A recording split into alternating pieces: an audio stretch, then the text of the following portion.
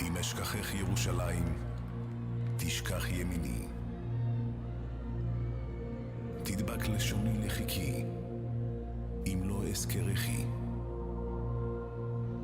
אם לא אעלה את ירושלים על ראש שמחתי.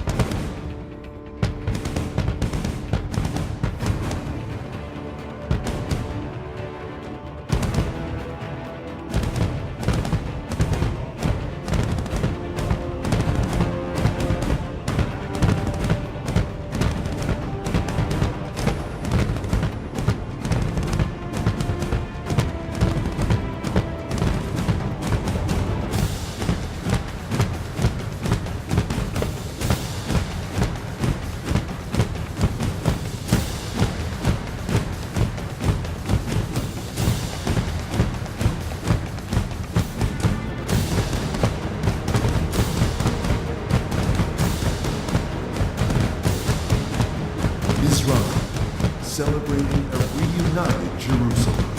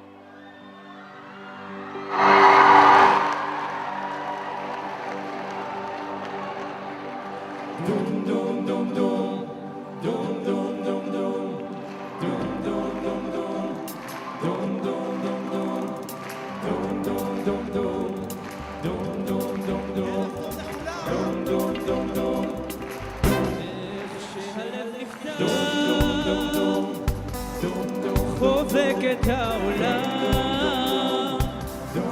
ובקריאה גדולה שיר לאהבה כן אם הכל אפשר וזה לא מאוחר השחר כבר עלה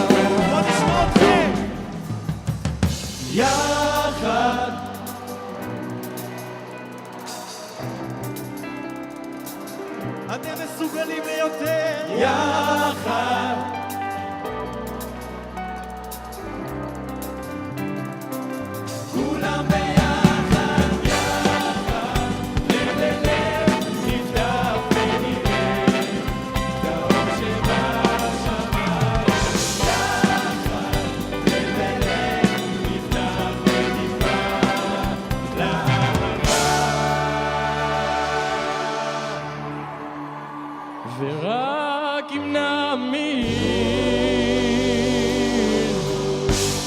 ובלי שום דאווין בדרך העולה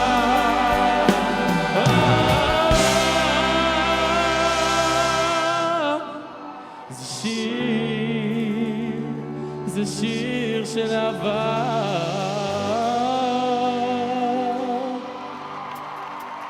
עוד יבוא שלום עלינו, עוד יבוא שלום עלינו, עוד יבוא שלום עלינו ועל כולנו. עוד יבוא שלום עלינו, עוד יבוא שלום עלינו, עוד יבוא שלום עלינו ועל כולנו. סלאם,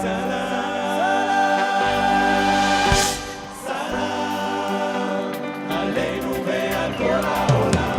סלאם, סלאם, סלאם עלינו ועל כל העולם. סלאם, סלאם. עוד יבוא שלום עלינו, עוד יבוא שלום עלינו, עוד יבוא שלום עלינו ועל כולם. עוד יבוא שלום עלינו, עוד יבוא שלום עלינו, עוד יבוא שלום עלינו ועל כולם. סלאם עלינו ועל כל העולם. סלאם, סלאם, סלאם עלינו ועל כל העולם. סלאם, סלאם.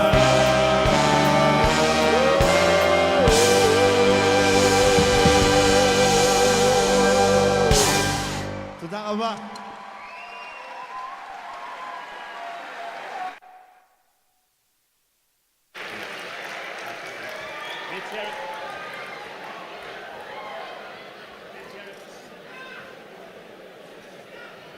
Can we hear it one more time for the IDF Rabbinate Choir, conducted by Ophir Sobel? Another big round of applause. Thank you.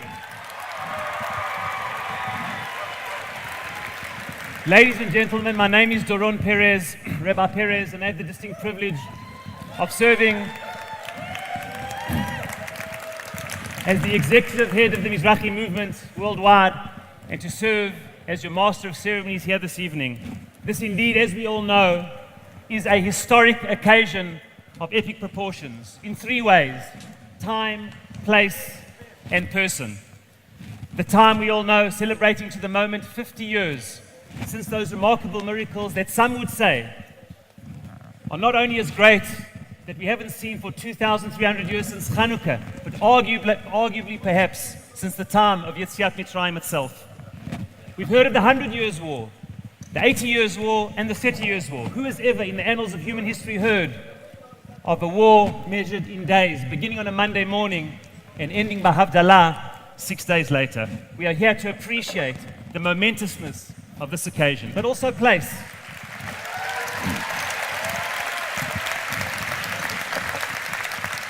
But also place not only open miracles, but of course the sovereign return collectively of the Jewish people for the first time, as we all know, in almost 2,000 years to our holy city, Yerushalayim.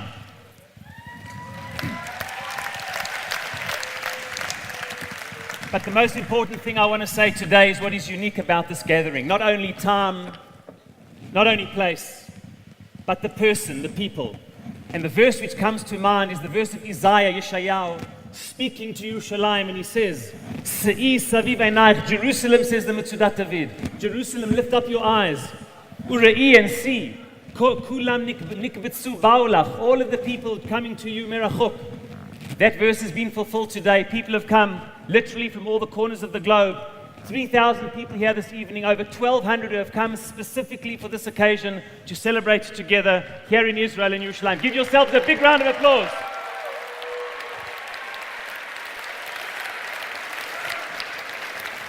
People have come from all over, leadership, rabbinic and communal from diaspora communities. But present we have some of the finest leadership of the state of Israel here to greet you. In a moment I'll call on Minister Naftali Bennett, the Minister of Education and Diaspora Affairs, but he's here, along with many members of Parliament from the national institutions, Mr. Abramson, Chair of the WZO World Zionist Organization, and many national heads. Mrs. Chagit Moshe, Dov Kalmanovitz, Chagit Moshe, the Deputy Mayor of Jerusalem, we welcome you, Chagit, and all the members of the municipality are with us. And Israel, the Knesset, and Jerusalem come to greet you, who have come to greet Yerushalayim.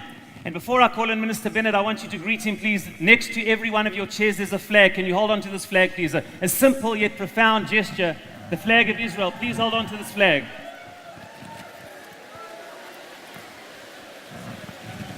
Okay. Now we want to hear some noise. If you are from South Africa, let us hear some noise. All the South African Jews.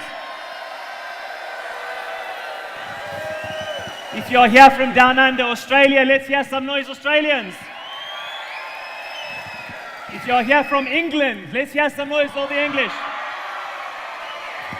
If you're here from Canada, Canadians, let's hear some noise. If you're here from Chicago, Chicagoans, let's hear some noise. Los Angelinos, let's hear some noise. New York, New Jersey, let's hear some noise. And if you are an Oleh Chadash living in Israel, all Israelis, let's hear some noise.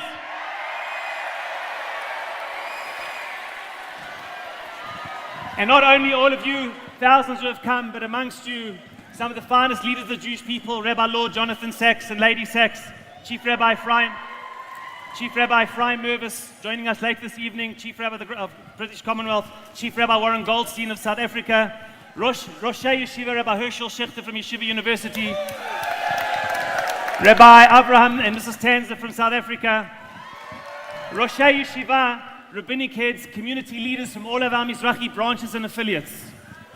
It is my distinct privilege to call on Minister Bennett, who we're going to thank in advance that he has to run. He is so busy every day of the week, certainly as it comes to Yom Yerushalayim, and we are enormously appreciative to Minister Bennett for making time to be with us this evening. We all know that Minister Bennett is the Minister of Education and Diaspora Affairs, and how appropriate that the Minister of Diaspora Affairs is here to greet so many from the diaspora. Anybody who knows Minister Bennett, and I have the privilege of having seen him close in action, he is a transformative leader. Wherever he touches, it turns to gold. He brings enormous vision, drive, intellect, wisdom to anything he does.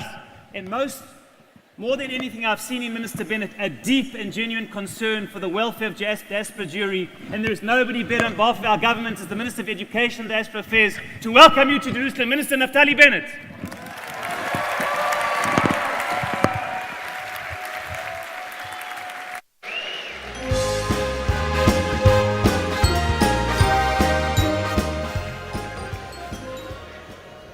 You know, one of the best things I did was hire this guy. Oh yeah, give him mechiot kapayim. Doron Perez.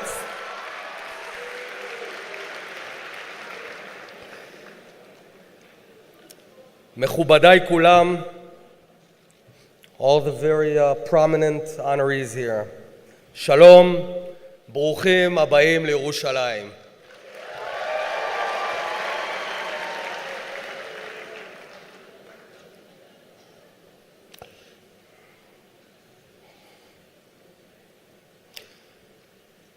You know, every generation has a mission. In 1948, the mission was to fight to establish the State of Israel. 1967, the mission was to fight and unite Yerushalayim and Eretz Israel. What's our mission today? In year 2017,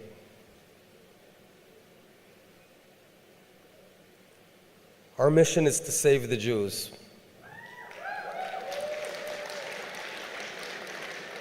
We've got millions of Jews around the world,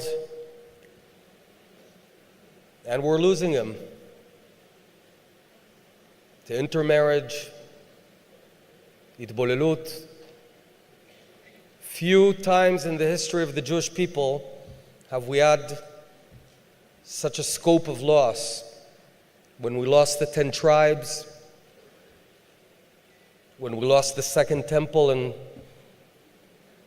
a huge amount of Jews were killed, the Shoah, and today, all of you, nikbetzu uvau, you all gathered and came from across the world to Yerushalayim. Imagine we entered a time tunnel. You remember when I was a kid, there was a TV show, an American TV show called The Time Tunnel. Anyone remember that TV show? Yeah. Doug and Tony, right? Imagine we enter that time tunnel, press the button, and we fly back 3,750 years. I see them. I see over there a fairly old man and a young man, Avraham and Yitzchak. They're walking to Har Moriah. Press the button, 800 years forward. And now I see a platoon led by Avner Yoav ben Tzuriah. And they're conquering the city of David. Fast forward. I see fire. The city of David is on fire. The Romans have dispersed us. Fast forward to 1967. I see Chativat HaTzanchanim, the brigade of the paratroopers, commanded by Motagur. And he says on his radio, Har Habayit Beyadenu, HaKotel HaMa'aravi.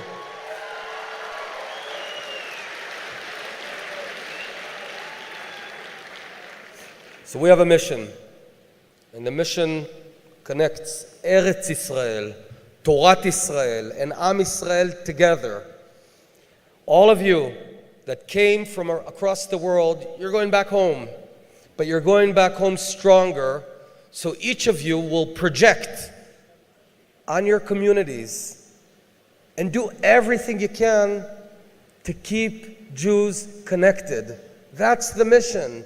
Keep Jews connected. And I can tell you, I'm not only Minister of Education, I'm Minister of Diaspora Affairs. You're from the diaspora, so I'm your minister. Well,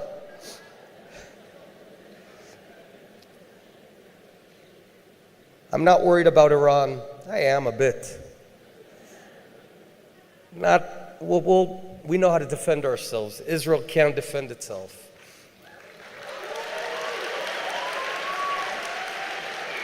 Israel is strong, and by the day it's getting stronger. Strong economy, strong Tzva Hagana Yisrael. And to stay strong, we need to continue to believe in ourselves and have emunah, and never give 1 centimeter of land to our enemies.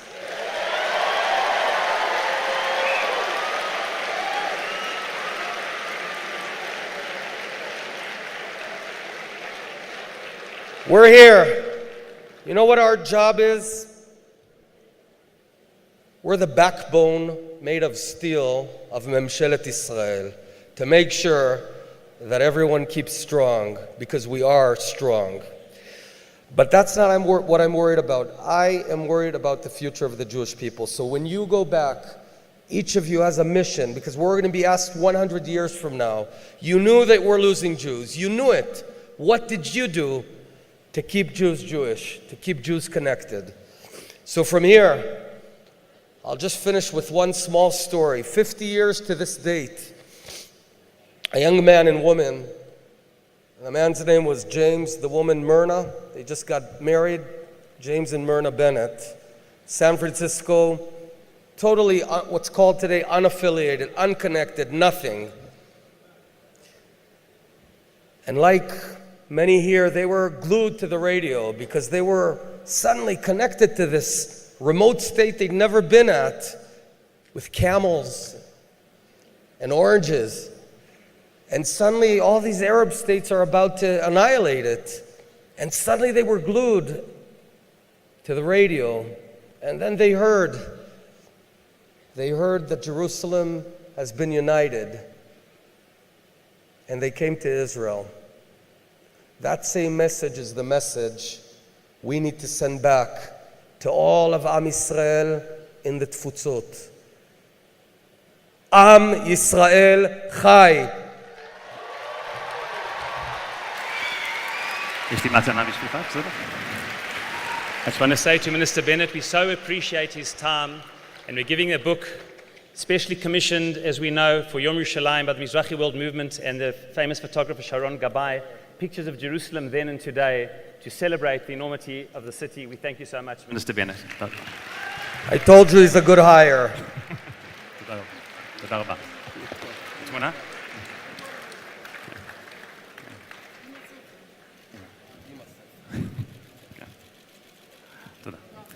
Thank you, Minister Bennett.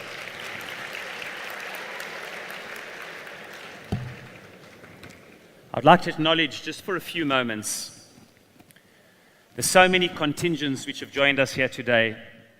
The United States, not only the large RZA, Religious Zionists of America contingent, but many communities which have come with their rabbis and community leaders, Rabbi Golden of Avat Torah, New Jersey, Rabbi Michelle of Livingston, New Jersey, Rabbi Michel, Rabbi Howard Zack of Columbus, Ohio,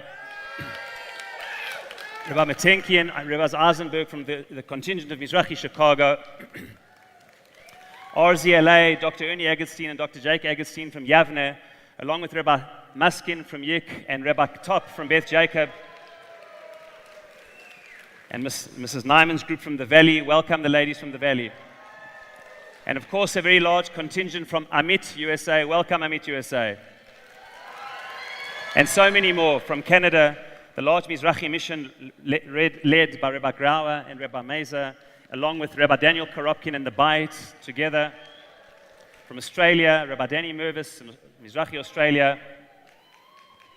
From England, Rabbi Andrew Shaw and the leadership of the Mizrachi United Kingdom, of course, Chief Rabbi Mervis. And we have here from the United Kingdom 45 students who've come especially, high school students who did their bit for Jerusalem and hence are here today. Welcome. And while welcoming high school students from Jerusalem, I want to acknowledge the presence of perhaps the oldest member with us today, one of the oldest. He's the president of the Mizrachi World Movement, Mr. Craig Rothschild, the age of 96, who continues to lead our movement, to come to work every single day. And woe betide if I have not responded to an email of Kurt. He follows up. Zol's gesund sein, Kurt ad Mavisrim and far beyond. From South Africa, a very large Mizrachi group led by Aaron Chemel, Executive Director, and the leadership of Mizrachi, along with other groups, Rabbi Goldman, Rabbi Mofson, and of course, Chief Rabbi Goldstein, Rosh Yeshiva Rabbi and Mrs. Tanza. From Mexico, leadership of our community as well, and so many other places around the world. Iyar shechubra layachdav, a city which brings us all together. And one moment, briefly, about what underpins the vision of Mizrachi. You see, there are only two things in the entire Torah which are called an active inheritance for every Jew.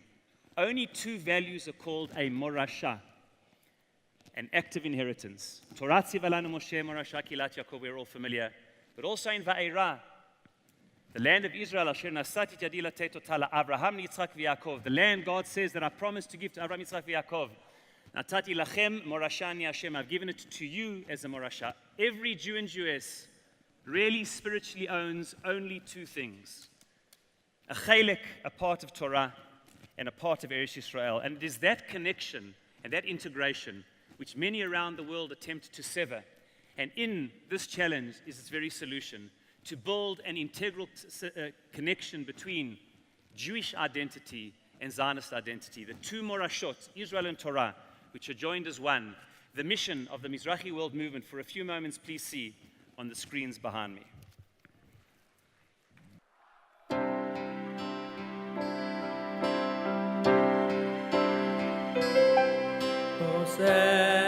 Shalom imromav,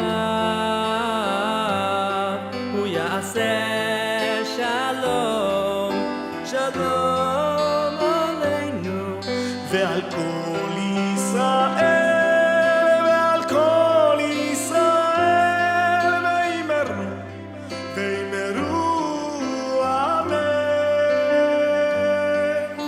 עושה שלום שמרומם, הוא יעשה שלום, שלום עלינו, ועל כל ישראל, ועל כל ישראל.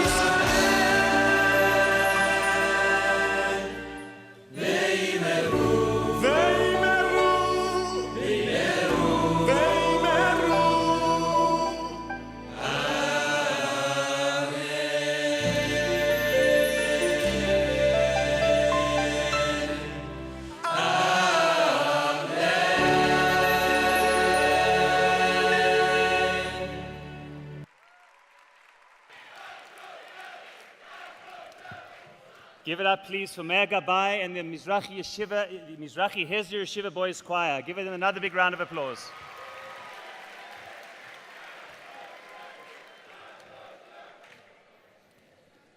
For those who are not aware, that song was chosen as an introduction for Rabbi Lord Jonathan Sacks, as that particular mangina, that tune, was composed in his honor. And it was so proper when we had the original idea of delegations coming together to celebrate for Yom Yerushalayim, large delegations from the diaspora communities. It couldn't but be led by Rabbi Lord Jonathan Sacks.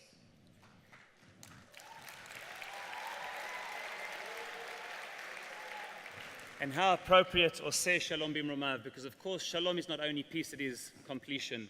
It is the holistic view of everything Judaism is about. And by way of introduction for Rabbi Sacks, I want to share one of my favorite stories about a great leader of Mizrachi, Dr. Yosef Burg, who was once asked by a journalist to try and catch him out, to commit himself, as people like to make politicians commit that you can catch them out. Dr. Burg, he was asked, in the equation of religious Zionist, Dati Lomi, which of the two is more important? Is it the Dati, the Torah, or the Lomi? Hoping to make him to commit and show he was either weak in his Torah commitment or a weak Zionist. And Dr. Burg thought for himself and said, what is most important in this equation is the hyphen, the dash which connects them. Because you see what Mizrachi is about is taking the Torah, which of course is primary, but connecting it as a Torat Chaim in every possible way to every part of life, be it the secular or the sacred, the physical and the spiritual, the particular and the universal, the national or the religious, the earthly or the heavenly, weaving them together into one shleimut, one holistic whole. How enormously privileged we are to have such a leader in our midst, a moral and spiritual voice who brings that chibur, that dash of the power and relevance of Torah to every walk of life. Ladies and gentlemen, Rabbi Lord Jonathan Sacks.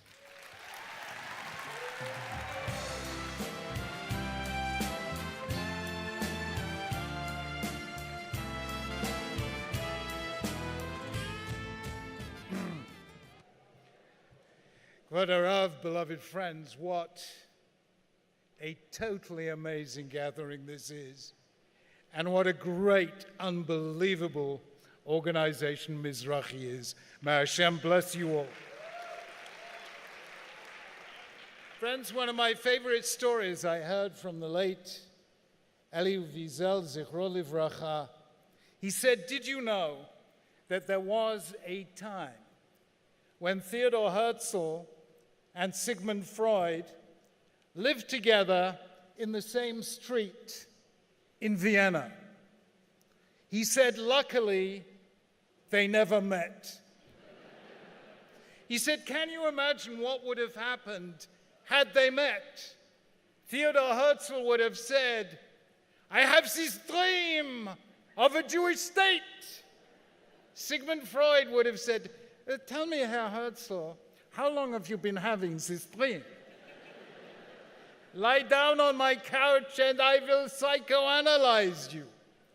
Theodor Herzl would have been psychoanalyzed, cured of his dreams, and today there would be no Medinat Israel. Friends, we are the people who were never cured of our dreams.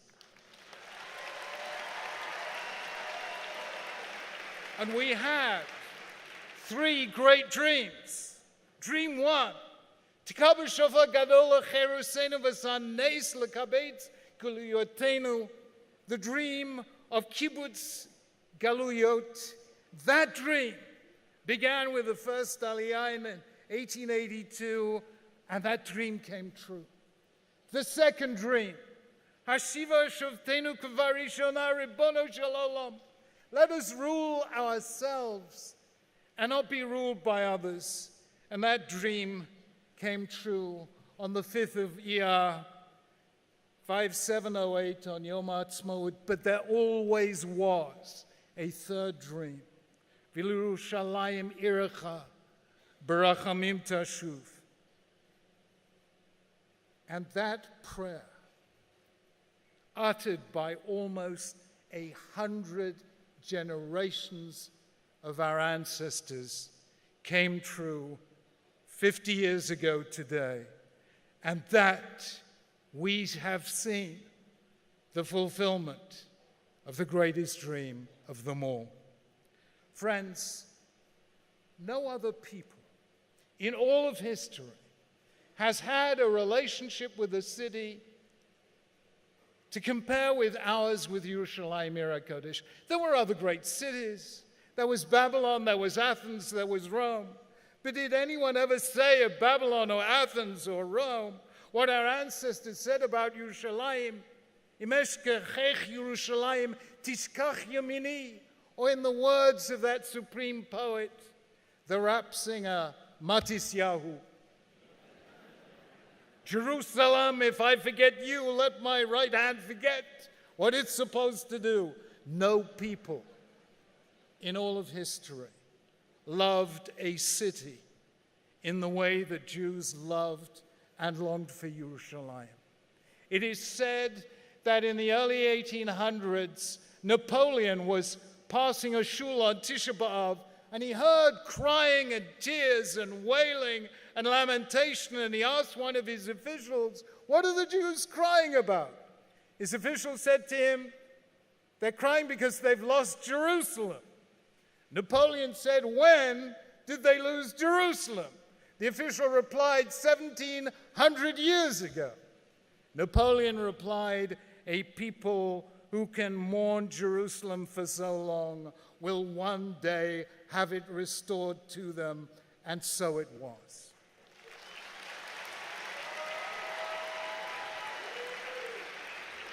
Rav Soloveitchik Zatzal pointed out one of the great ironies which sometimes we forget, that during the Six-Day War itself, as Israel faced the massed armies of Egypt in the south and Syria in the north, the Israeli government sent messengers secretly to King Hussein of Jordan, begging him to stay out of the war. They said, "We have no quarrel with you or with Jordan. We don't want to fight." And yet King Hussein refused to listen.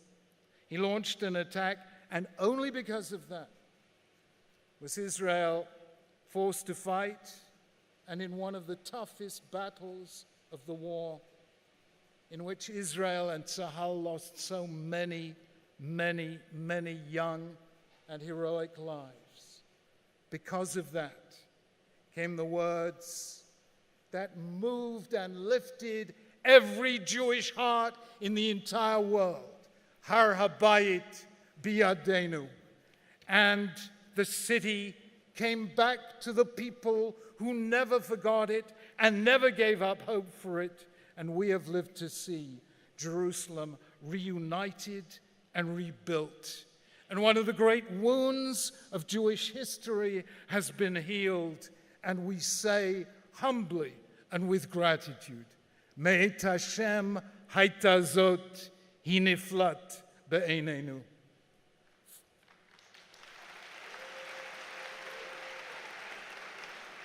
Friends, Mizrachi had a vision, has a dream, which has occasionally been not that popular. Namely, that the affairs of state, especially when it comes to Bnei Israel, but in general, had a spiritual dimension. Well, that vision was echoed yesterday by the President of the United States, who said in Riyadh yesterday that the task of peace in the Middle East must be a religious task. And I want to quote you the words he said. Religious leaders, he said in Saudi Arabia, must make this absolutely clear. If you choose the path of terror, your life will be empty, your life will be brief, and your soul will be condemned. Friends, that is a message some of us have waited a long time to hear.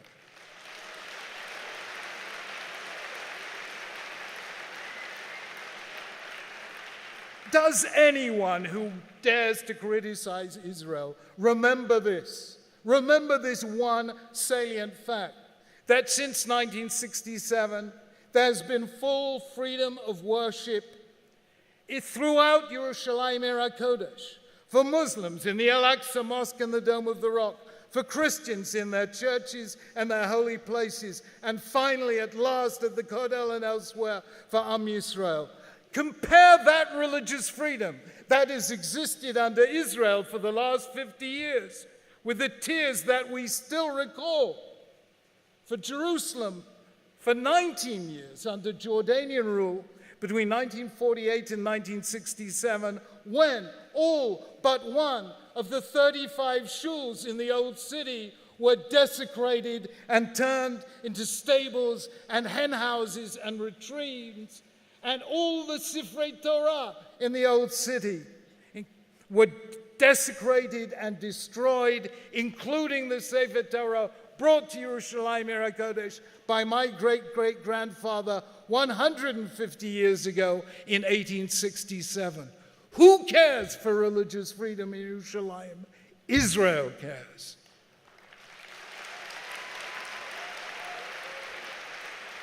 I wonder if we remember what happened with Yerushalayim, tragically, under Christian rule.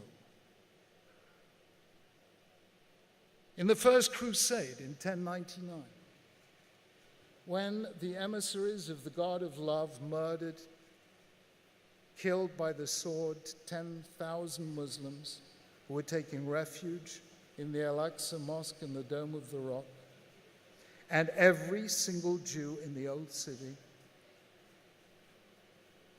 took refuge in a shul in the old city, and the Christians set fire to the shul, and Rahman al-Islam burnt the Jews alive. Friends, we have moved on, and Rav Lach Shevet Be'emei Kabacha, we have lived long enough in the vale of tears, and we have emerged from those tears. And yes, there are still tensions today. But for 50 years, Israel has guaranteed genuine religious freedom in Yerushalayim, Ir HaKodesh, for Jews, for Christians, and for Muslims alike. And where else in the Middle East will all three Abrahamic faiths find themselves able to practice their faith without fear, if not in Yerushalayim, Ir HaKodesh? And of that we must be proud.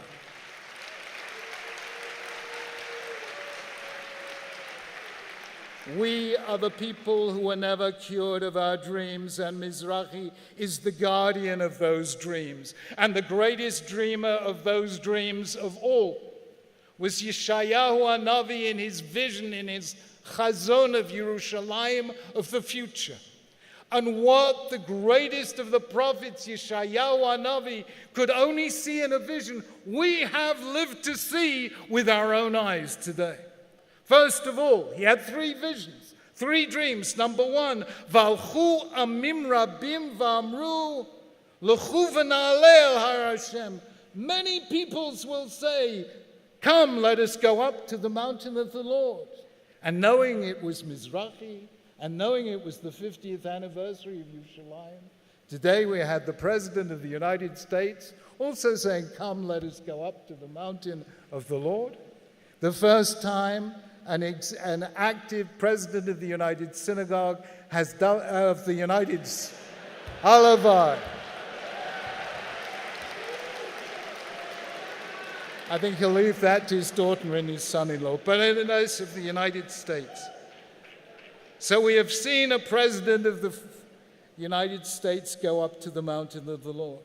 Then came his next dream. Ki mitzion tetzeh Torah. Udvar Hashem Yerushalayim. And when in all of history, where there is many young men and young women learning Torah in Yerushalayim, many of them from you, from Bnei Akiva, more than at any other time in history. And therefore, if the prayers of 100 generations of our ancestors have been answered, and two of the three dreams of Isaiah have come true in our time, shall we not live to see the third and most important dream of all? Lo yisa goy el goy chered v'lo yilmedu od milchama. A time when nations will finally learn not to lift up sword against nation, nor will they train for war anymore. That must be our prayer, that peace in Yerushalayim should send a message of peace to the world. May he whose name is peace bring peace to the city whose name is peace. And from there let it spread throughout the Middle East and throughout the world. And let Yerushalayim inspire not just us, but the world. B'mehera b'yameinu. Amen.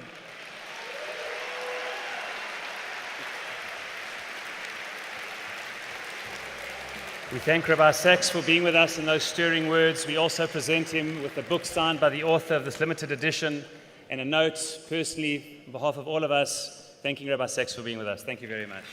Thank you.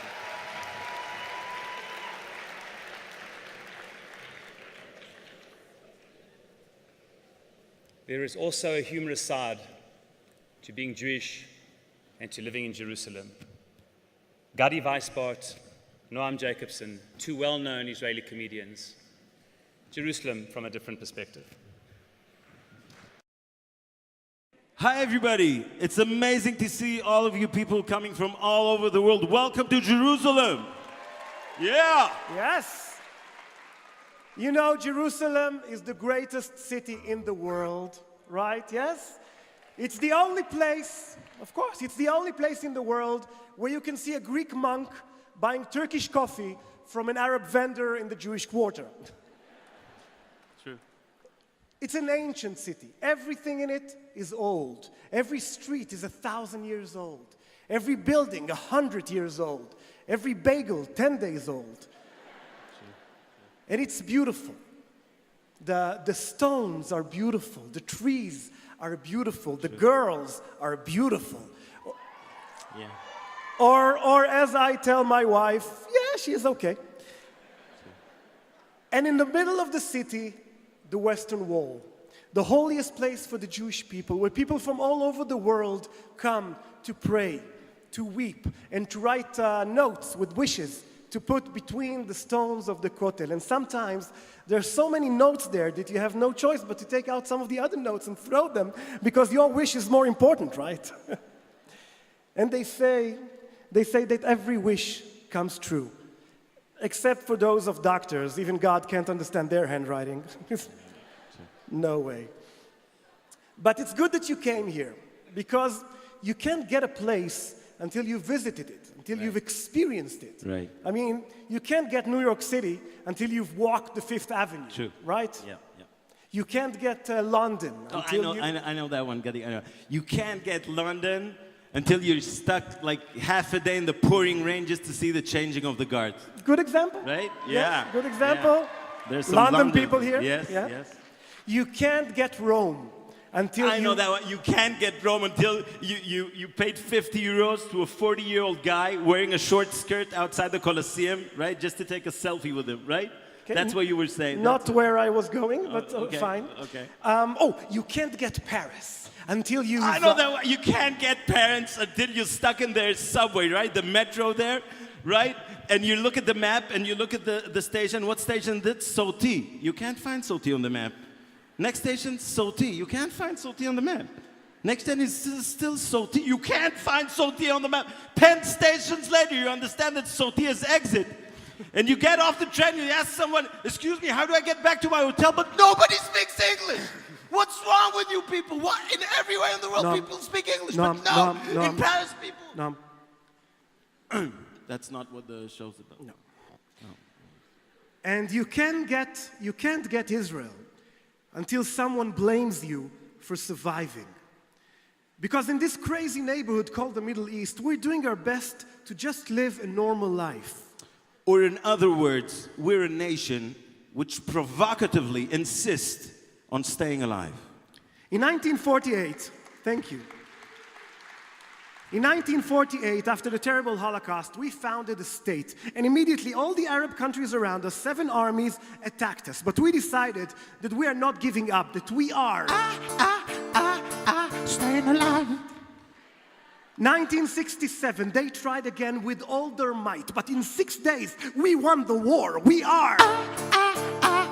Stayin Alive. 1973, in the middle of Yom Kippur, the highest holiday of the Jewish people, Egypt and Syria attacked, but we are. Stayin Alive. 1982, attacks from Lebanon. Stayin Alive. 1991, dozens of missiles land on Tel Aviv, a present from Saddam Hussein. Stayin Alive. 1995, a Nobel Peace Prize and 200 suicide bombers. Stayin Alive. And in the last 15 years, we've got tens of thousands of rockets from Syria, Lebanon, Gaza, Sinai, but we are. Stayin Alive. And right now, as we speak, thanks to the deal with the West, Iran is working on a nuclear weapon. But we look at the future and we know that it is Tragedy. Well, the feeling's gone and it can't go on. It's tragedy. No, Staying Alive. But it's a nuclear bomb. No, but it's gonna be okay. It's a nuclear bomb. We're optimistic. It's a nuclear bomb. Okay. Okay. Everybody having a good time. Yes. Yeah, So sure, I that's it. haven't even introduced myself. So nice to meet all of you. My name is Gadi Weisbart. I'm 38 years old. Thank you. And I live here in Jerusalem, with, as I said, the most beautiful city in the world. No doubt. Yes. And my name is Noam Jacobson. I'm 41 years old. I have 3 beautiful kids. I'm from Tel Aviv, which is like Jerusalem, just fun. And yeah. And for many years, I've done the online right-wing satire show called Latma. Okay.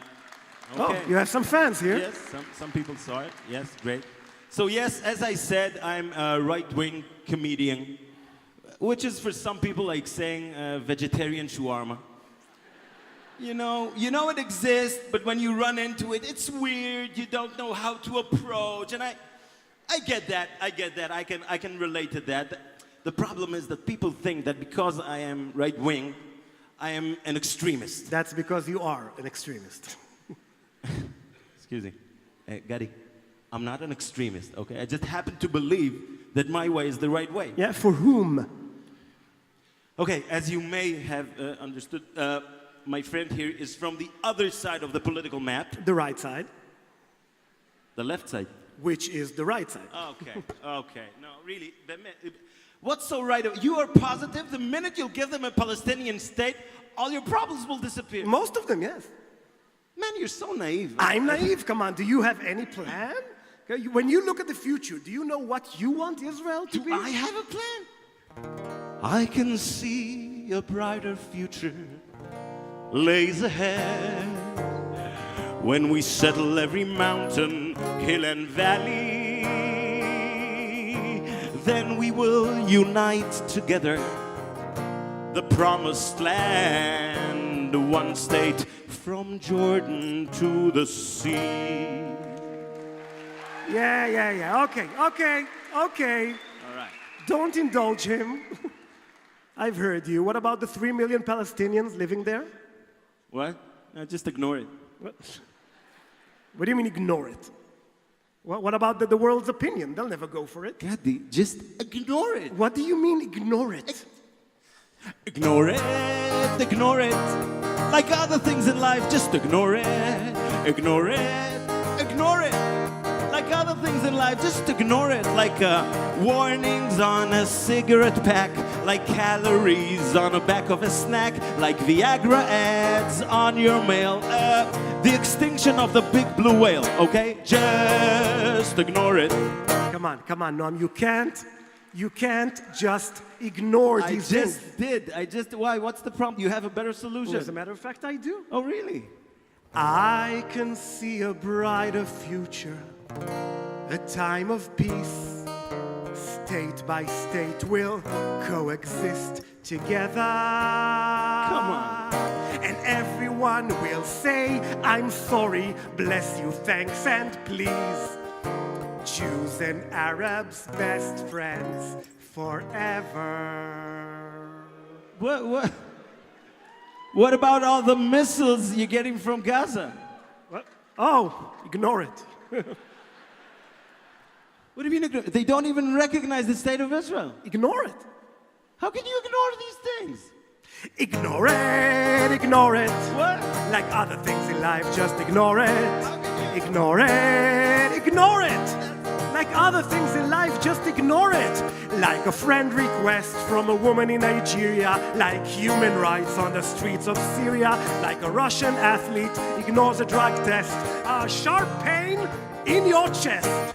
Just ignore it. That's ridiculous. I'm man. ridiculous? That's No, you're ridiculous. Listen to what I'm saying. I can see a brighter future. You mean war. Lays ahead. You mean death. When we go back to the land of our ancestors. There are millions living there. My way holds a better future. You're so naive. State by state. It's too late. Can't you see? There's only one solution.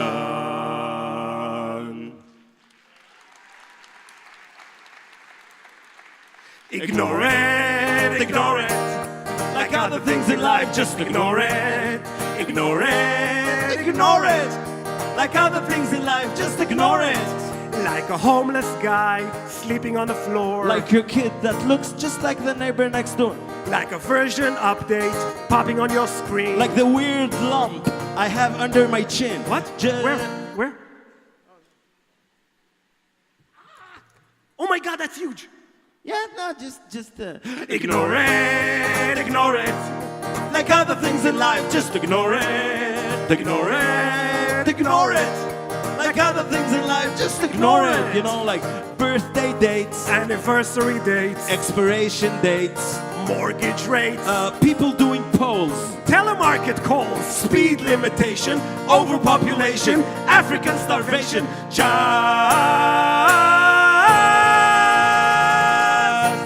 ignore it.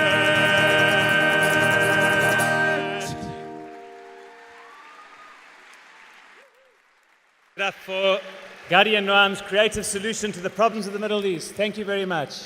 Ladies and gentlemen, Gadi and Noam approached Mizrachi a year and a half ago with their comedy genius, Sarel Putterman, to try and develop something through satire and humor to present Israel's side of the story around the world, how we feel about our inner turmoil and how we feel about we are being judged in the Middle East. And this is a result. It's 1.5 skits out of 10 in your packs, and at the entrance there's a leaflet.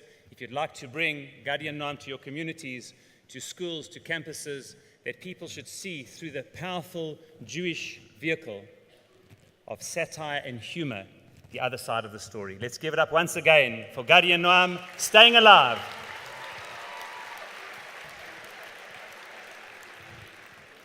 It's an honor and privilege that we are joined this evening to deliver a brief message from the city of Jerusalem.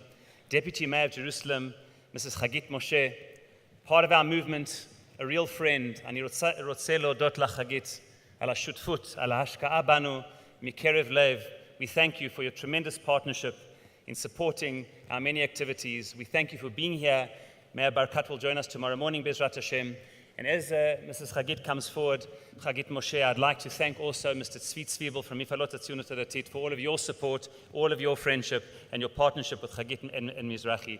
Gveret Chagit Moshe, toda rabba.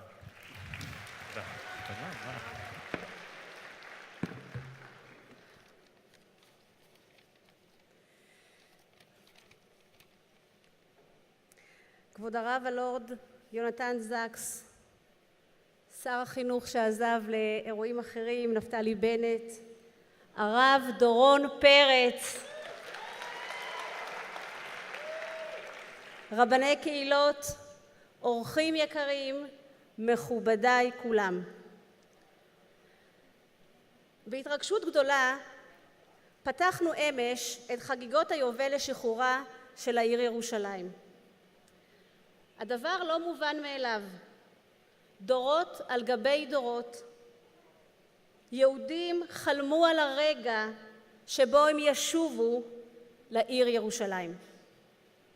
ישובו אל הר הבית ואל הכותל המערבי ולעיר העתיקה. ירושלים כמרכז רוחני של כל יהודי העולם שוחררה בגבורה אין קץ של חיילי צה"ל במלחמת ששת הימים, והשיבה את העם היהודי אל ירושלים, לא רק במובן הפיזי, אלא גם במובן הרוחני שלה.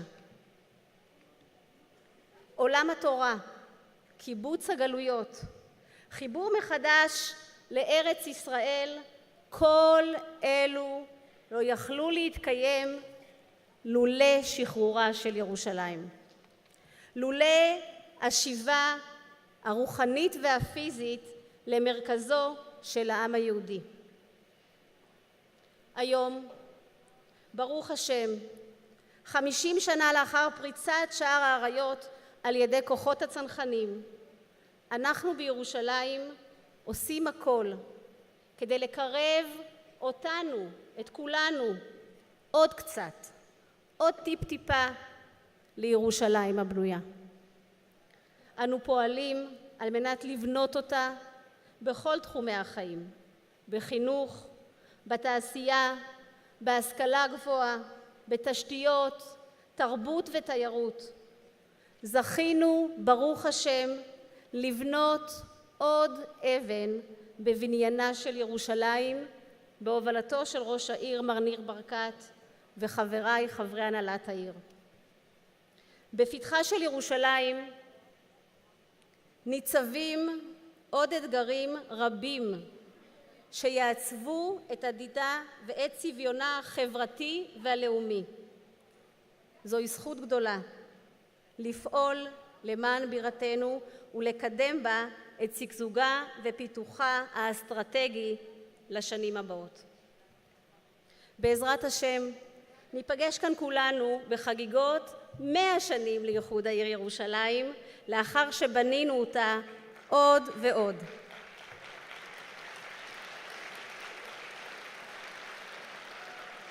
עוד ועוד, יותר ויותר יהודים מהארץ ומהעולם שיעברו לגור בירושלים. עוד ועוד זוגות צעירים וילדים שישחקו ברחובותיה. As the Deputy Mayor of Jerusalem, it is an honor to welcome you all to celebrate together in your and our holy city. לשנה הבאה בירושלים הבנויה. Thank you very much. וגם כאן בשבילך חגית, זה ספר עם החתימה של הצלם וגם מכתב מכולנו מקרב לב. תודה על כל העזרה. תודה רבה חגית. תודה. Ladies and gentlemen, we have a wonderful privilege of a genuine friend of Israel and the Jewish people, previous governor of Arkansas, Republican presidential candidate, author, teacher, minister, singer, multi-talented individual, but most importantly, Governor Mike Huckabee, a genuine and true friend of Israel. Governor Huckabee, we look forward to welcome you to the stage to give us the message. Thank you.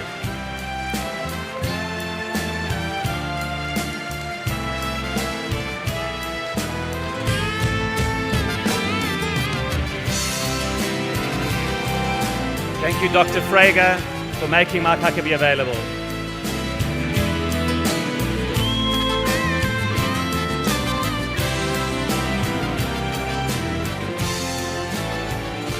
Thank you.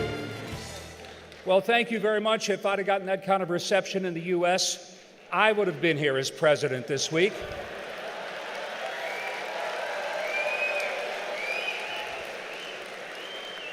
I'm so very delighted that our president is here, and I'm glad that he became the first sitting U.S. president to go to the Western Wall and pray.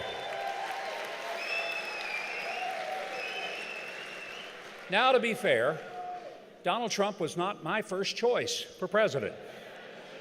I was my first choice for president. But he was my second choice. I'm delighted he's there, and I'm praying and hoping that one of the things that will happen, I would love for it to happen tomorrow. I have no idea if it will, but I look forward to the day when he is the president that moves the embassy to the only capital of the Jewish state ever in all of history, Yerushalayim.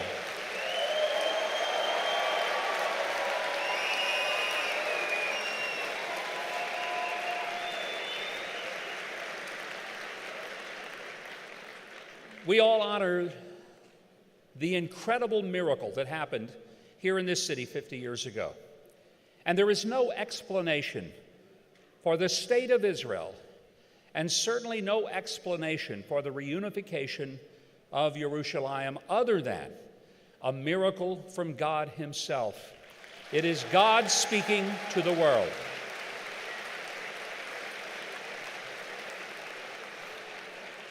I first came to this magnificent nation and this amazing city 44 years ago. I was 17, and I've made many journeys through the years. This is my 4th trip just this calendar year, and within the last 9 months, my 5th trip to Israel.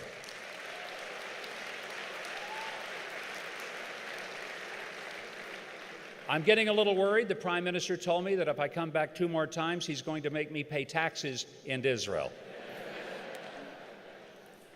I come tonight to celebrate with you what God has done, but also to say God is not finished with this city and this nation. And I am here as a different kind of Zionist. I'm a Christian, but I'm a person who believes that God has made a promise to the Jewish people, and one that He will keep and has kept, because the God who makes a promise is the God who keeps a promise. And I come from so many Americans who truly believe that it is important to stand with Israel because, as the Scripture teaches, those who bless Israel will be blessed, and those who curse Israel will be cursed. That has not been suspended.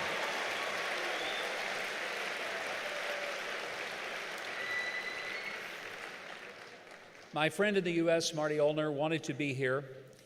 He is, I know, a very important part of what you are a part of, and he was unable to come at the last minute. My simple message to you is that we can never accept even the very discussion of a divided Yerushalayim. And the reason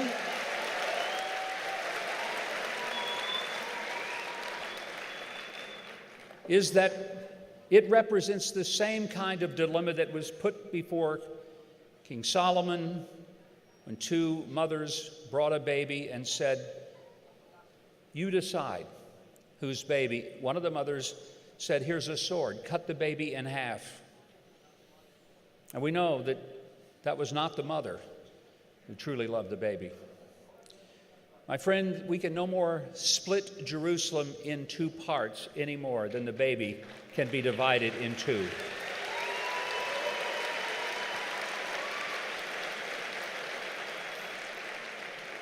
And the only people who have ever had Yerushalayim as a home, ever, as a capital, are the Jewish people. This is not difficult. This is not an issue of diplomacy, our geography, our politics, our economics. It is, frankly, an issue of theology. To whom did God give His promise? Was it through Isaac or Ishmael? And how we answer that question determines whether we believe that Yerushalayim should be 1 city, or 2, or 3, or 4. But I stand with you tonight to say that this wonderful city can only be 1. And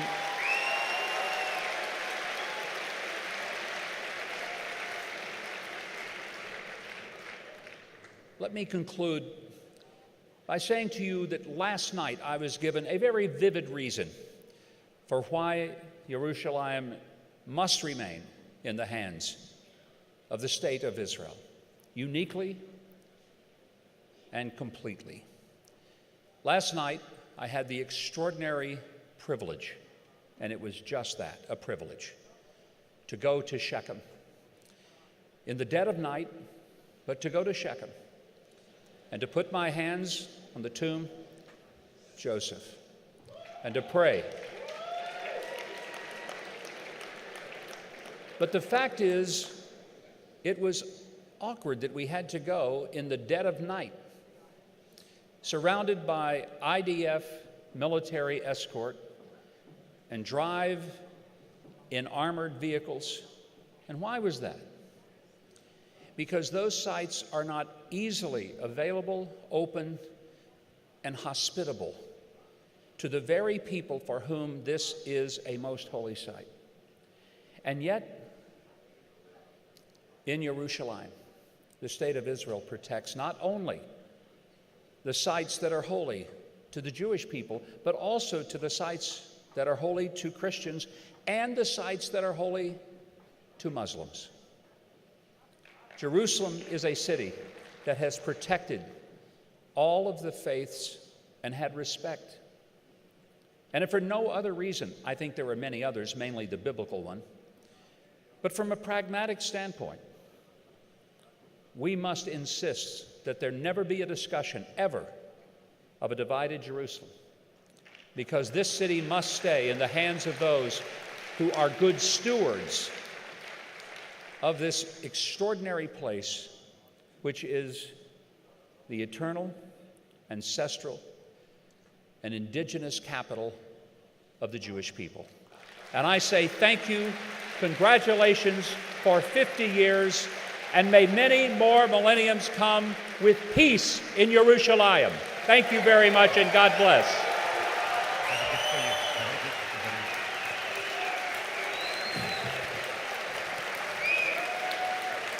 We thank Governor Huckabee for those stirring and beautiful words. We have two gifts for Governor Huckabee. The first, a book by Sharon Gabay, the photographer that you know, signed by in this beautiful book, a memento from our movement that we've done in honor of Yerushalayim. Thank you for your time. However, we're giving you another book because I have it in good authority that if I give this book to you, it will make it into the hands of President Trump. I have heard that in good authority. So we've written President Trump a note, and I just want you to know that there's three things we did over a year ago. A friend of mine, Zev Krenkel, a good friend, one of our leaders from South Africa, the first thing we did for our 50th year celebration in planning for it was book his room in the King David Hotel, room 144, just over a year ago. We then invited Rabbi Sacks and Yaakov Shwekey. Rabbi Sacks came, Yaakov Shwekey came, but Zev Krenkel did not get room 144 in the King David. Many other rooms were moved. We were moved to make room for the president who came to the Kotel, as you said so beautifully, and we hope and pray, as you said, Bezrat Hashem, please God, that everything you spoke so clearly about will indeed unfold. Thank you for your time, Governor Huckabee. Thank you.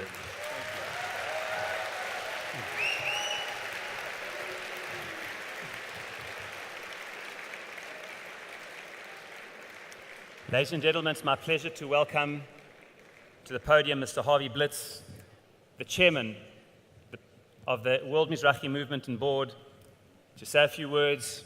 Thank you, Harvey, for your partnership in all I've been involved in since I've been here, building together our wonderful movement, and to say some words of introduction as we move to the second part of the program, paying tribute to those who fought then and fought today for what we have today in Yerushalayim. Mr. Harvey Blitz.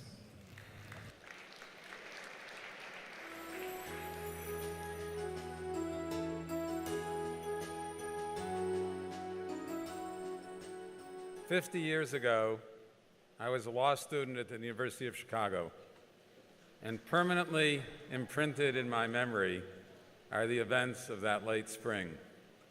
The weeks before the Six-Day War, when the talk was war was inevitable and that Israel would be destroyed, a fear that we no longer have. And then the war actually broke out, and there was still concern about what would happen. And hundreds of students skipped class and sat huddled around the single television set that was in the Hillel House at the University of Chicago, a technology that we will never have again, and watched and saw the great victory that came. A miracle brought to us through the hand of God. About a year ago, Rav Doron Perez said to his Mizrachi board, "I want to celebrate the 50th anniversary of 1967 with a mega mission. 4 days, a huge program opening it in Binyanei Hauma, a conference to discuss the state of Israel and of the Jewish people, and events all around the Kotel, and I intend to bring 1,000 people from Chutz La'aretz to celebrate with thousands of their Israeli contemporaries. And to be honest, the board was pretty skeptical that in fact all of that could be achieved. But it has happened. More than 1,000 people have come, and this event tonight reminds us that we can recreate, or create for those who are younger, in the hearts and minds of ourselves, the great elation and joy and gratitude to God that we felt 50 years ago. The only thing Doron failed in miserably is when he made his presentation to the board, he failed to tell us that President Trump's visit would coincide with his mega mission. But I'm happy to say that Doron and the staff of World Mizrachi, which have worked so hard on this mission, have even managed to overcome those logistical difficulties.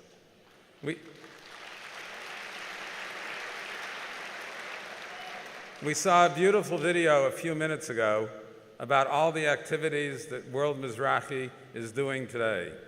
One thing not mentioned in that video, however, was the role that World Mizrachi plays in Israel's national institutions, in the Jewish Agency for Israel, the World Zionist Organization, and Keren Kayemet L'Yisrael.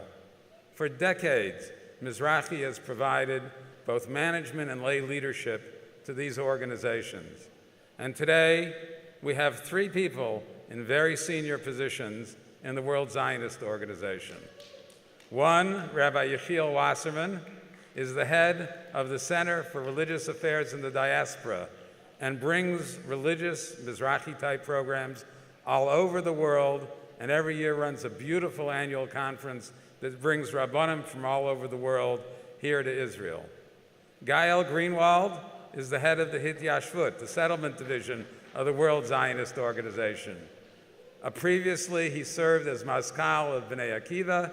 He was a deputy chairman of Keren Kayemet L'Yisrael, and his role in Hityashvut, he oversees a budget of hundreds and hundreds of millions of shekels that are being spent to develop areas of all of the land of Israel. And Achron Chavir, there's Avram Duvdevani, known as Duvdev to one and all. Duvdev was also a Maskal of Bnei Akiva, and he has served in senior positions in all of the national institutions. He was a shliach for the Jewish Agency in France and rose to become the head of all the shlichim in Europe. He served as deputy co-chairman of Keren Kayemet L'Yisrael and left a permanent impression on that organization.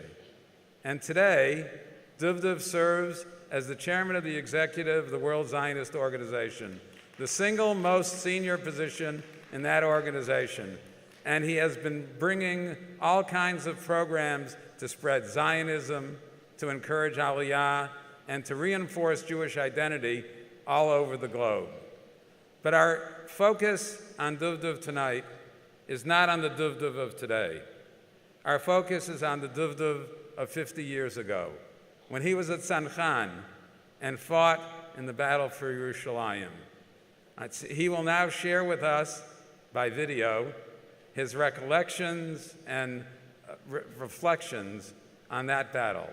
The video, please.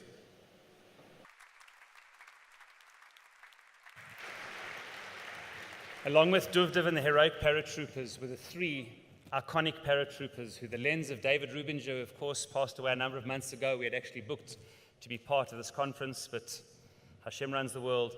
We were blessed that his camera lens picked these 3 people, Tzion Karasanti Tzigi, Dr. Yitzhak Yifat, Chaim Oshri, who all 3 are with us today, that iconic moment enshrined in our memories forever of that iconic time. A short movie. We thank and acknowledge their presence. Todah she'atem itanu, todah she'atem itanu b'meshech hayomayim hakrovim, yishar kochachem, seret lichvodchem.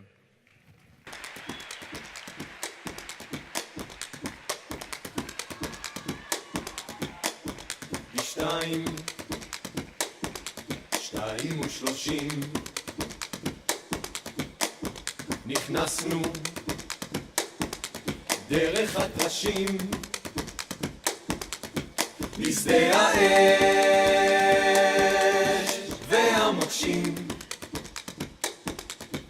של גבעת התחמושת.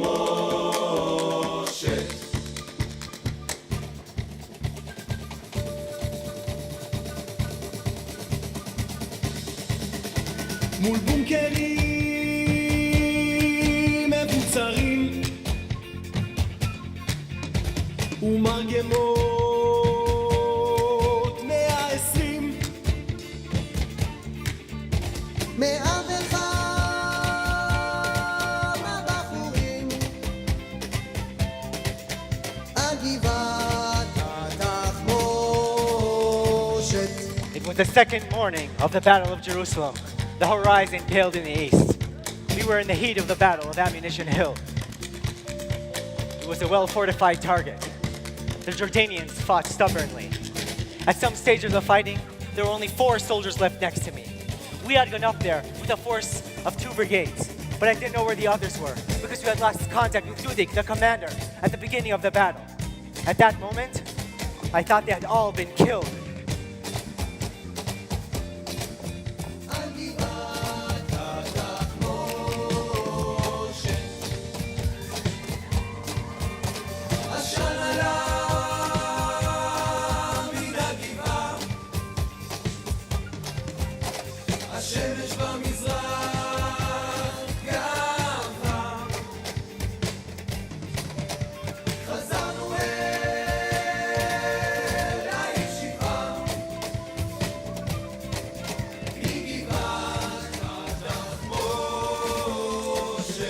We decided to try to blow up their bunker with a bazooka, but it barely scratched the concrete. We decided to try with explosives. We waited above them for the guy to come back with the explosives. He would throw them to me one by one, and I would lay them one by one at the entrance to their bunker.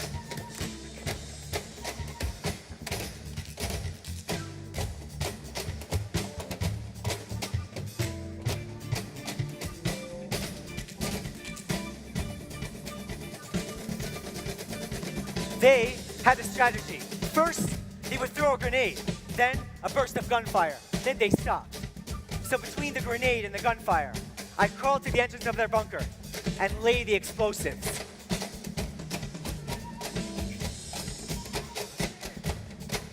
I lit the wick and pulled back as far as I could. I only had 4 meters to maneuver because there were legionnaires behind me as well. שבע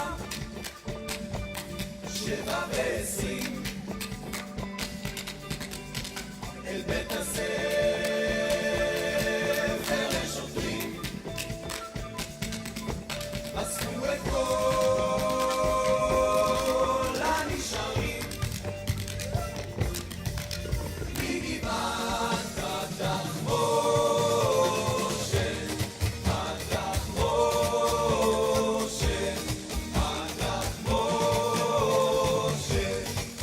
I don't know why I won the medal.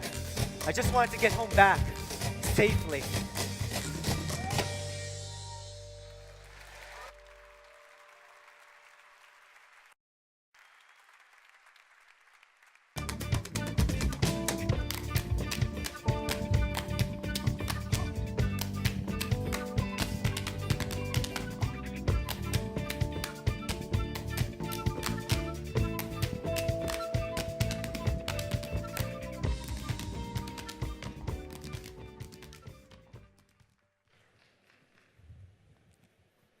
Givat HaTachmoshet, Ammunition Hill, etched that particular battle in our memory forever.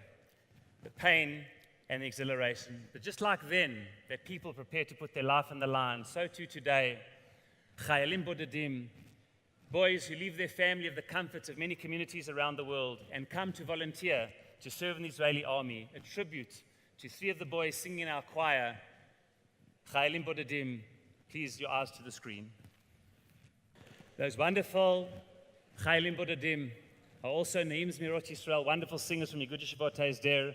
And I want to thank Mr. Muli Jacobson, the Director General of the Council of Yeshivot Hesder, for his enormous help the CDs that you have through Merga buying these boys, and so much of the connection to Tzahal today is thanks to Muli. Thank you very much, Mr. Mulias, and a round of applause. Thank you.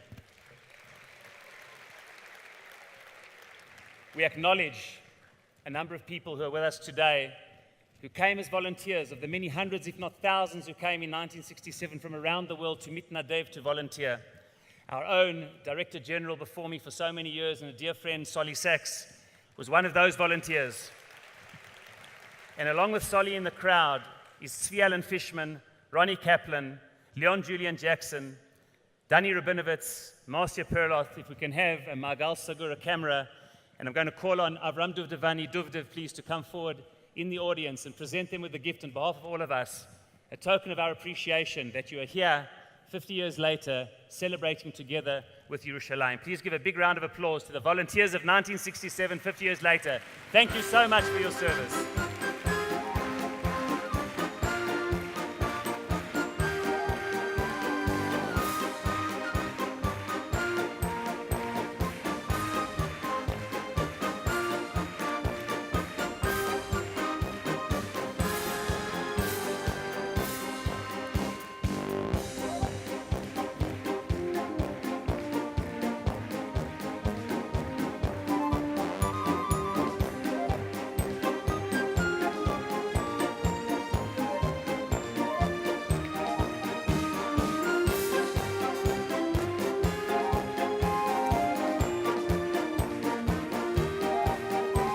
Medal they received in honor of Jerusalem, and a certificate on behalf of all of us at Mizrachi for their service.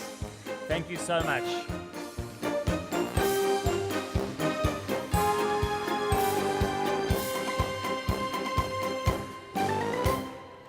Ladies and gentlemen, one final piece as we pay tribute to the IDF of then and the volunteers of today.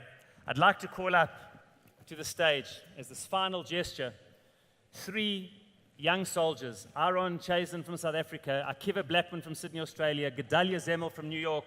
The 3 of them are about to go into the army through the Mizrachi-Yeshivot Hesder this summer. And I call to the stage, Bevakasha Tzigi, Bevakasha Yitzchak, Bevakasha Chaim, that the 3 iconic paratroopers will hand over a kit bag as they prepare for the army. Can I invite Tzigi Chaim, please come to the stage, as a final gesture of the soldiers of the last generation, handing over to those who are about to go in to put their lives on the line. They should be well, Bezrat Hashem. Ya'alu v'yavo, Tzion, Yitzchak, Chaim.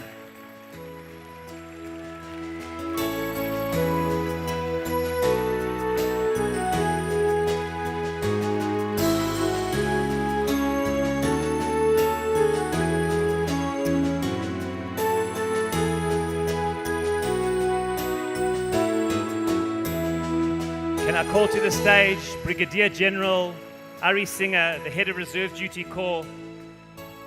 Brigadier General Singer is with us today on behalf of the Israeli Defense Forces.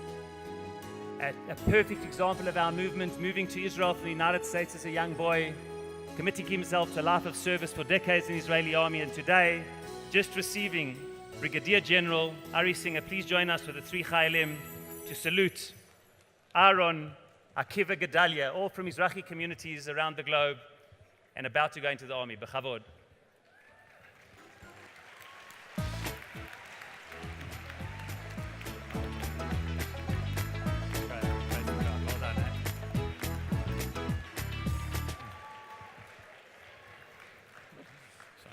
אתה יכול להצדיע להם, לתת להם חיבוק ולהצדיע להם?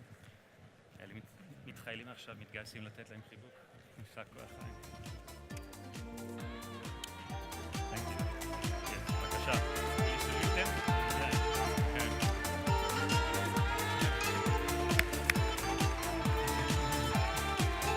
כן. לעמוד בתור אחד.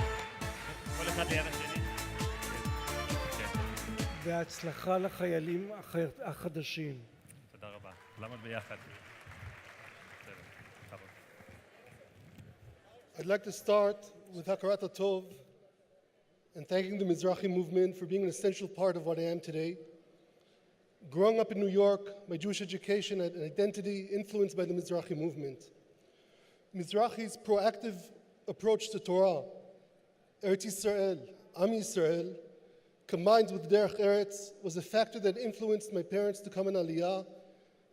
After high school, these values led me to a Hesder Yeshiva in the Golan and started my army service in a Hesder armor unit. Yerushalayim habnuya ki ir shechubra la yachdav. Only a built Jerusalem, Yerushalayim habnuya, has the capability to unite heaven and earth, uniting the people of Israel, turning a tribes to a nation, uniting Jews from all over the world, and hopefully one day all of humankind. We have to be builders of Jerusalem, strengthening the physical foundations of Yerushalayim Shel Mata, while constantly strengthening and establishing new paths to Yerushalayim Shel Mala within the vast borders of Torah and Halakha. Today we are paying tribute to those extraordinary individuals who volunteered to serve Am Yisrael and Eretz Yisrael 50 years ago during the Six-Day War, and the Machal soldiers who are currently serving in Hesder units. The brochure stated that this evening is a tribute to IDF's lone soldiers. There's no such thing as a lone soldier. He's a part of a unit, a mission, a purpose, a Jewish soldier in a Jewish army, something that Am Yisrael could only dream of 75 years ago. A link in a long chain of those who protect and strengthen Am Yisrael physically and spiritually. The world is changing before our eyes. With it, the nature of war is also changing.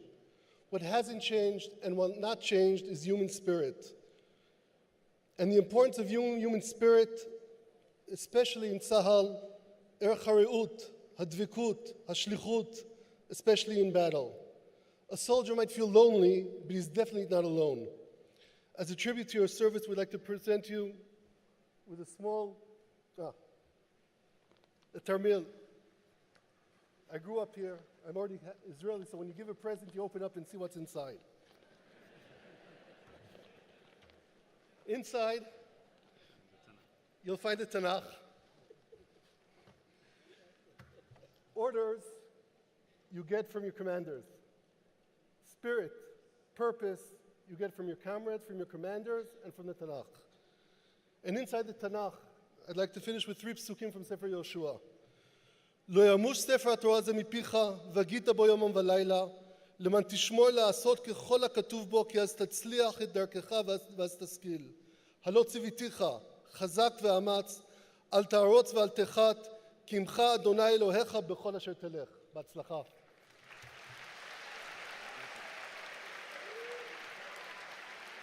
Thank you very much. Brigadier Ari Singer just received this wonderful accolade.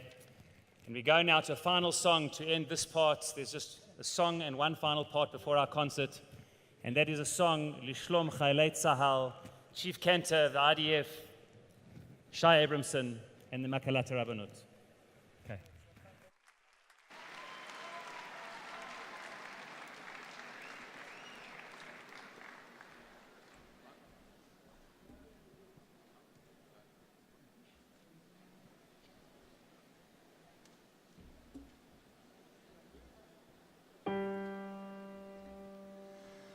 מי שברך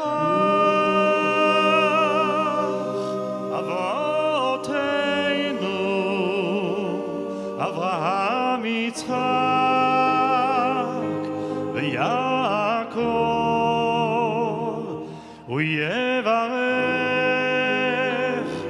את חיילי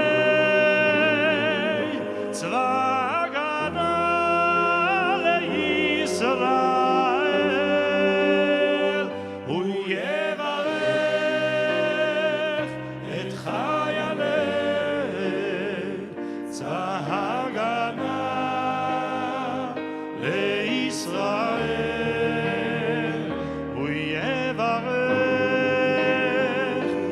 חיילי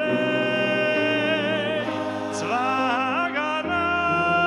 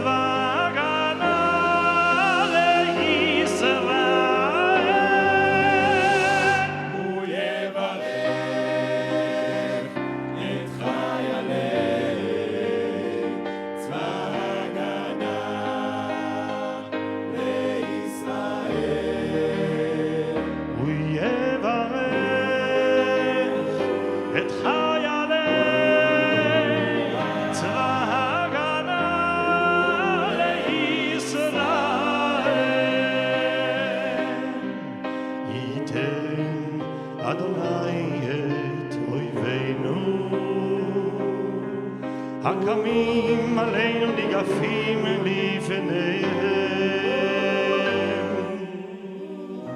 הקדוש ברוך הוא ישמור ויציל את חיילינו מכל צרה וצוקה ומכל נגע ומחלה, וישלח ברכה והצלחה בכל מעשה ידיהם. ידבר שונאינו תחתיהם ויעטרם בכתר ישועה ובעטרת ניצחון, ויקוים בהם הכתוב כי אדוני אלוהיכם ההולך עמכם להילחם לכם עם אויביכם, להושיע אתכם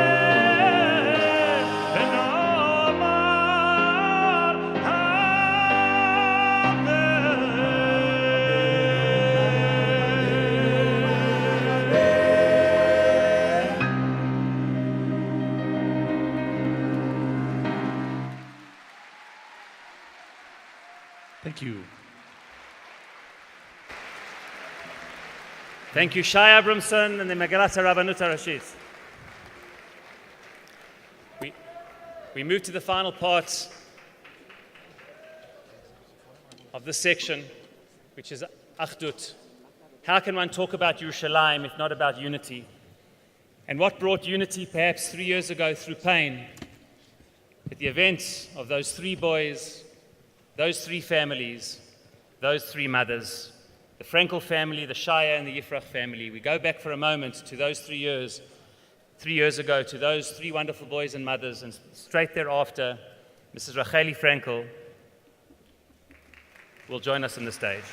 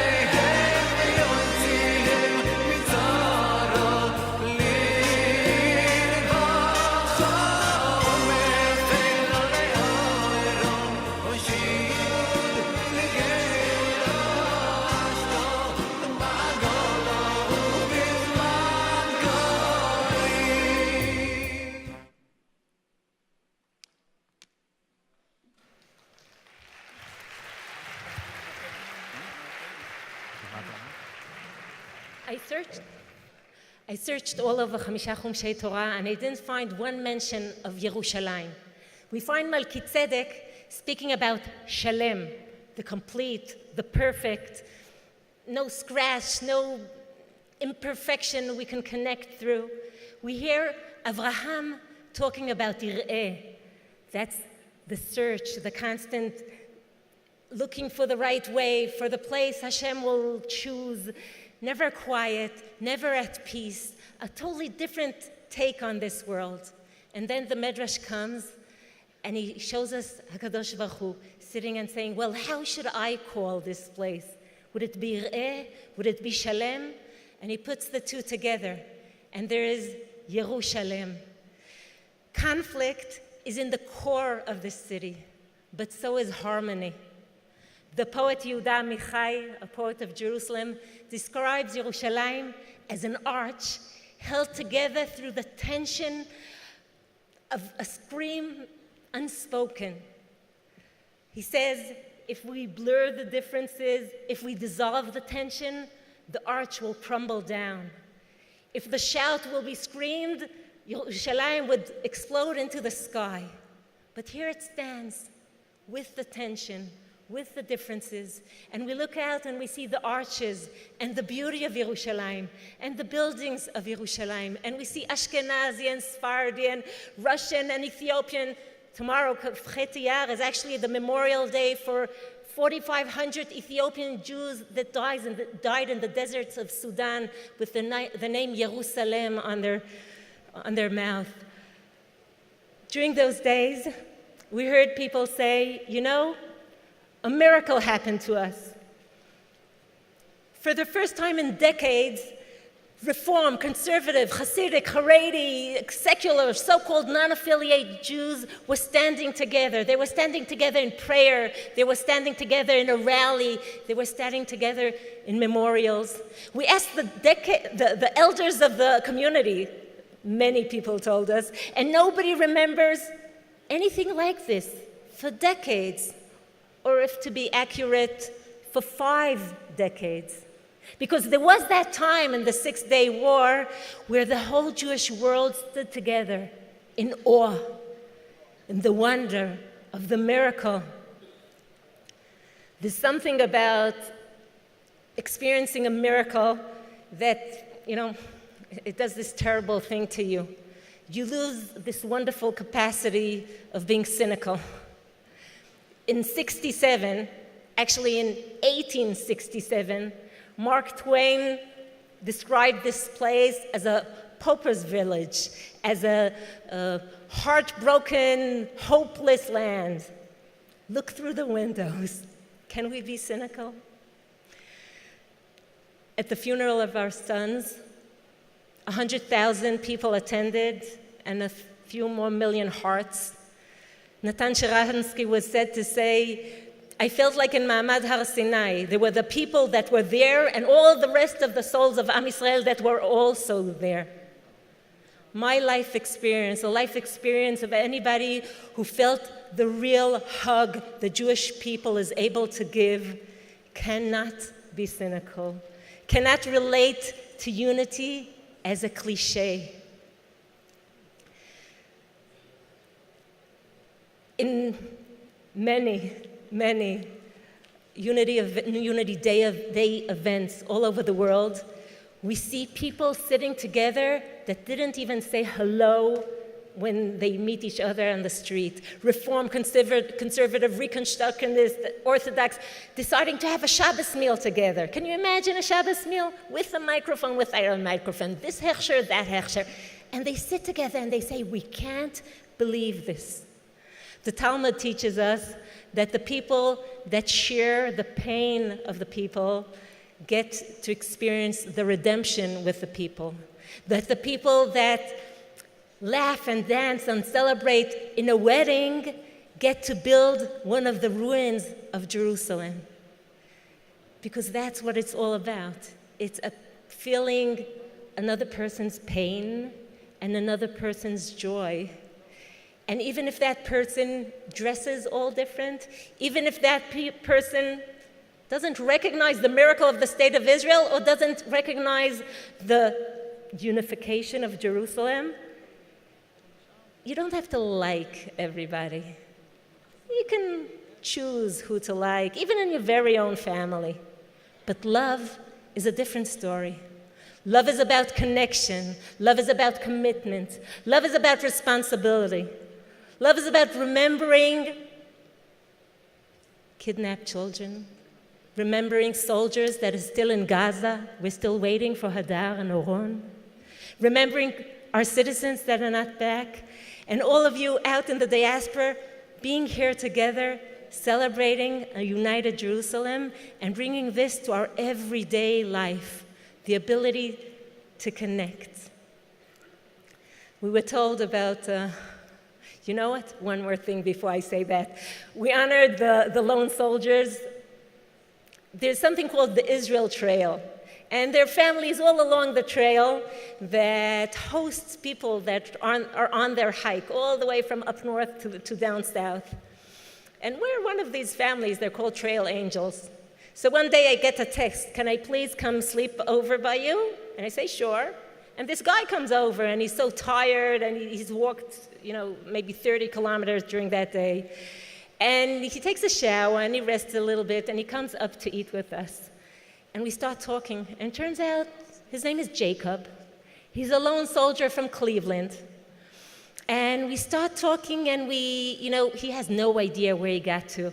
So we say, well, where were you in Operation Protective Edge? And he says, I was in Gaza fighting. And where were you in Shuvu Achim? And he says, oh, I was in Hebron searching. And then we talk a little bit more, and then suddenly he realizes where he's at. And he becomes very, very emotional. And he says, I just want to tell you, I was searching for your son like I'm searching for my very own brother. And we said, sure you were, because he is. So, excuse me for being so mushy and not thinking of this as a cliche, because we felt it for real, and we can make it real. And we can stand here not only in a united Jerusalem, but with the whole country, with its different shades and colors, in a united Israel. Toda Rabba.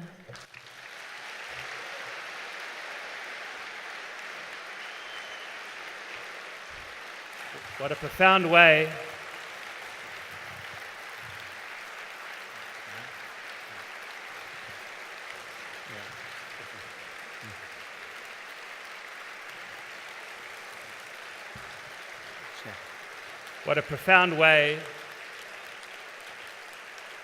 to end the evening, this part of the evening, as we await the wonderful concert.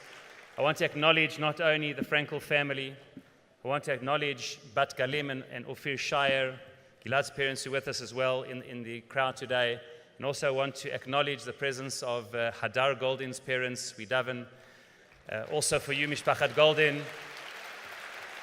And we hope and pray that through the power of Yerushalayim, we will only celebrate in unity and not have to suffer through it, Be'ezrat Hashem. We end, ladies and gentlemen, just with one or two final words.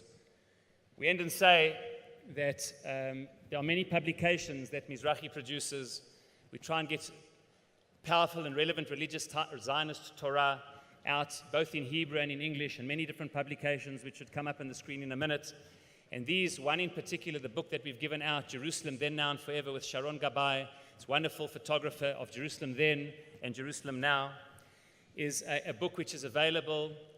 On your way out, it'll be sold at it's a limited edition publication, especially for this mega mission time. There's a letter inside to our mega mission from Prime Minister Netanyahu, and you can buy it on your way out, and only during the course of these 3 days at a limited price, as a memento of what Yerushalayim was then, what it is today, lettered with psukim and beautiful insights. It's the book in the middle, which you can get on your way out, and as I said, only during the course of this week.